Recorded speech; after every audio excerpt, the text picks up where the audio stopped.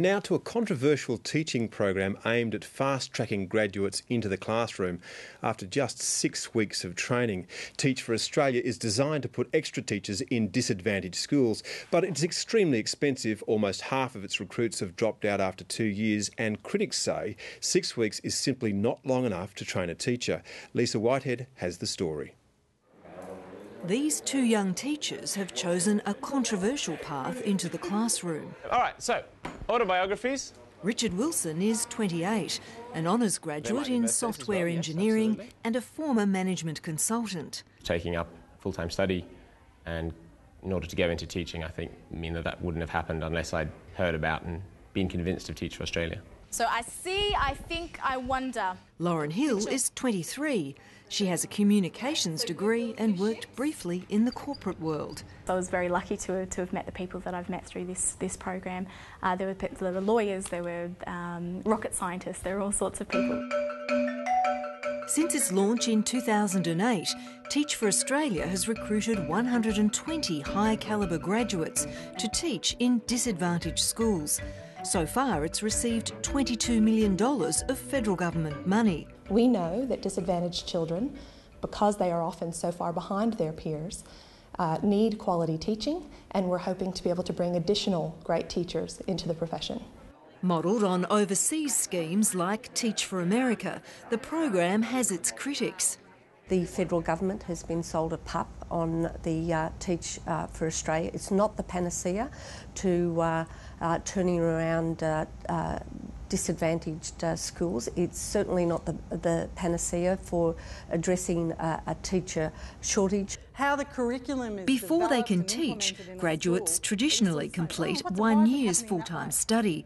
That's currently being expanded to 2. In contrast, Teach for Australia takes graduates and fast-tracks the process, giving them 6 weeks of intensive training. There isn't another profession that would allow someone to go through a 6-week program and then go out and practice. It's a completely different set of challenges. But Teach for Australia says the 6-week course is just the start of what amounts to a 2-year paid internship. Teach for Australia conducts a very rigorous selection process. Fewer than 10% of applicants are actually chosen to be associates. They're being trained for 2 years, not 6 weeks. 2 years of world-class, cutting-edge clinical practice in partnership with the University of Melbourne. Structure, curriculum and teacher education. Monash University's Deputy Dean of Education says over that 2 years, associates need a high level of support. It's a very expensive program because the students are paid while they're in the schools. There's payment for the school supervisor, mentor, there's payment for the university mentor. The cost of putting an associate through a 2-year program is 15 times the cost of someone who does a 4-year, whether it's a degree plus dip ed or a 4-year program at a university. We've invited them to come and talk to us, and I'd welcome the opportunity to look at their calculations because they're wrong. Great. So Lauren Hill and Richard Wilson teach at Mill Park Secondary College in Melbourne's north, a school with 1,700 students and a significant level of disadvantage. I think it's a win for the school, for the students and the system. So what's the best thing about school? Over 3 years, Principal Trish Horner has taken on 13 Teach for Australia associates. She says they've helped lift academic results. Well, certainly there was resistance in my own school. And before I agreed to take part in the program, I went to the whole staff and explained to the staff about the program. The other thing I did do was put forward a model that allayed their fears. However, the associates have sold themselves. What do you say to principals who sing the praises of the program who say they can't get enough associates? They are all very highly motivated young people and are going into it for the right reasons. But a lot of those new graduates to the profession are working alongside these associates who do not get the level of mentoring or support. And it's about investing in the profession more broadly rather than a handful of associates. So possibly stronger than other Vikings. While the program gets a tick for attracting high-quality graduates, it's the subjects they're teaching that's under the microscope. I think it's about providing expert teachers for hard-to-staff schools and in the areas of significant need like maths and science and probably languages. And it doesn't appear to have met those needs.